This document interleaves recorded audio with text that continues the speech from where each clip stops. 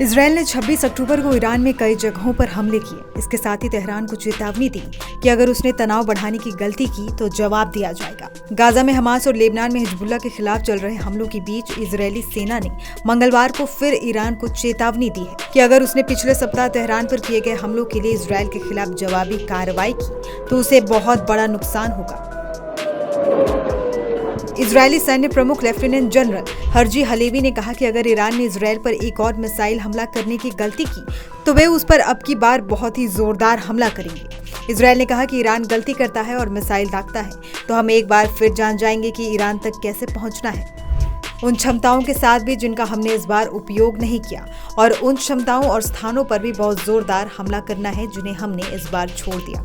Halevi ने यह भी कहा कि ईरान में कुछ लक्ष्यों को अलग रखा गया है क्योंकि हमें ऐसा फिर से करना पड़ सकता है। ये घटना अभी खत्म नहीं हुई है, हम अभी भी इसके बीच में हैं।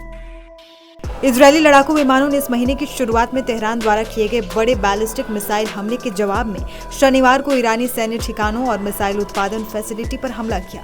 लेबनान में इजरायली टैंक खियाम गांव के बाहरी इलाके में घुस आए जो पिछले महीने ईरान समर्थित हिजबुल्लाह के खिलाफ शुरू किए गए जमीनी अभियान में उनकी अब तक की सबसे बड़ी घुसपैठ थी।